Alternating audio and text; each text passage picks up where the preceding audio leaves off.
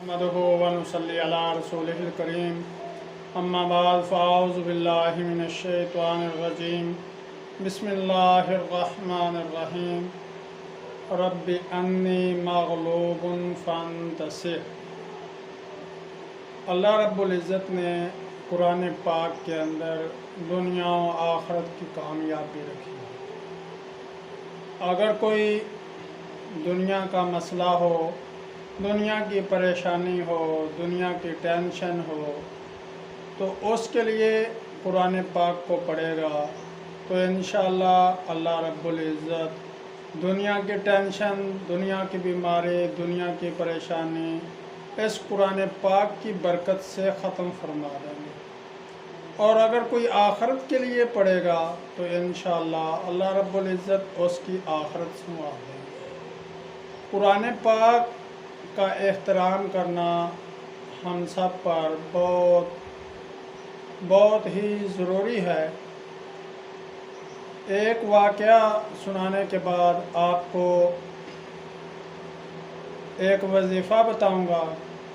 واقعہ یہ ہے کہ برصغیر تقسیم ہند کے وقت دو ادارے ایسے تھے جو درسی کتب کا کام کیا کرتے تھے۔ ان میں سے ایک ادارہ تھا نیول کشور جی، ہندو بندہ تھا، وہ ہندو آدمی تھا، اور اس کا ادارے کا کام یہ تھا کہ وہ قرآن پاک کی جلد بازی، جلد سازی اور طباعت و اشاعت کا کام کرتا تھا۔ اور اس نے پنجاب کے اندر سے کئی حفاظ کرام جو اعلیٰ قسم کے اعلیٰ ساخت والے حفاظ تھے، ان کو بہت بڑی تنخواہوں پر ملازم رکھا ہوا تھا۔ اور قرآن پاک کے ادب و احترام کا یہ عالم تھا کہ جہاں قرآن پاک کی جلد سازی کی جاتی تھی وہاں کوئی ملازم، کوئی آدمی جوتوں سمیت داخل نہیں ہو سکتا تھا، اور نیول کشور جی خود بھی جوتوں سمیت وہاں نہیں جایا کرتے تھے۔ اور وقت چلتا رہا، آخرکار تقسیم برصغیر ہوا، ہندو، مسلمان، سکھ نقل مکانی کرنے لگے، تو نیول کشور جی لاہور سے دلی چلے گئے۔ دلی جا کر انہوں نے پھر وہی کام قرآن پاک کی جلد سازی، طباعت اشاعت والا شروع کیا۔ آخر کار نیول کشور جی بوڑھے ہو گئے۔ جب بوڑھے ہو گئے تو یہی کام ان کے بچوں نے سنبھالا۔ بچوں نے بھی وہی طریقہ کار اپنے آبا و اجداد والا رکھا، قرآن پاک کا احترام، ادب اسی طریقے سے کرتے رہے۔ آخرکار نیول کشور جی کی موت کا وقت آ گیا، خالق حقیقی سے ملنے کا وقت آ گیا۔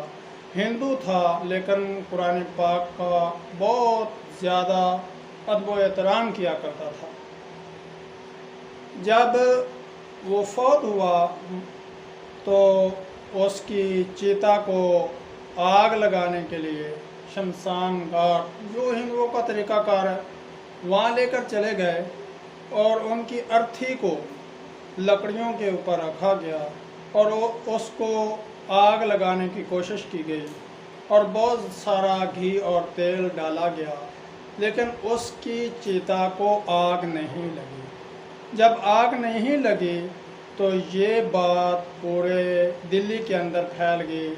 ان کے رشتہ دار، عزیز و اقارب سب وہاں موجود تھے، اپنی آنکھوں سے یہ ماجرا دیکھ رہے تھے، اور یہ خبر پھیلتی پھیلتی دلی کی جامع مسجد کے امام بخاری رحمۃ اللہ علیہ کے پاس پہنچی، تو امام بخاری رحمۃ اللہ علیہ بھی شمشان گھاٹ پہنچ گئے اور دیکھا کہ نیول کشور جی کی چیتا کو آگ نہیں لگ رہی۔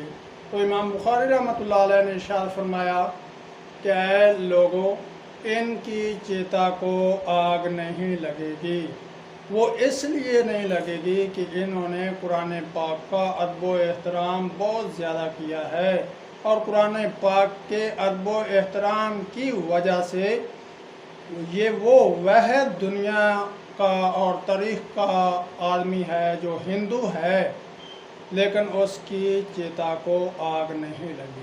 کس وجہ سے نہیں لگی؟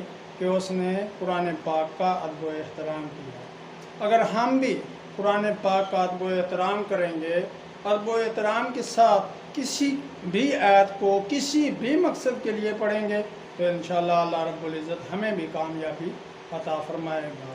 اگر ہندو کی چیتا کو، غیر مسلم کی چیتا کو اس کے ادب و احترام کی وجہ سے آگ نہیں لگتی تو ہم تو اس قرآن پاک کو سچی کتاب ماننے والے ہیں، اس پر عمل کرنے والے ہیں، لیکن ہمارا یقین پختہ ہو جائے۔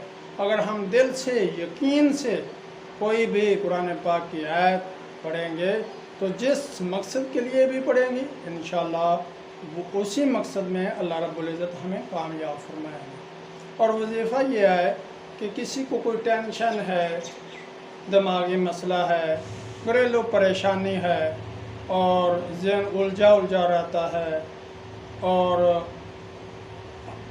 اس کا جی نہیں لگتا، دنیا سے اکتایا ہوا ہے، تو وہ ہر وقت رب انی مغلوب فانتصر یہ آیت مبارکہ پڑھا کرے اور اللہ رب العزت سے توبہ و استغفار بھی کیا کرے اور اللہ رب العزت سے ایسے دعا مانگے، یا اللہ میں اس دنیا کے جو غیر مناسب ماحول کے اندر جو مجھے اچھا نہیں لگتا اس کے اندر پھنس گیا ہوں، مغلوب ہو چکا ہوں، یا اللہ رب العزت یا اللہ مجھے مغلوب نہ فرما، مجھے اس ماحول پہ غالب فرما۔ تو انشاءاللہ اس کی ذہنی ٹینشن، ڈپریشن کا مریض، جس قسم کا بھی مرض ہے انشاءاللہ اللہ رب العزت ختم فرما دیں گے۔ وآخر دعوانا ان الحمدللہ رب العالمین۔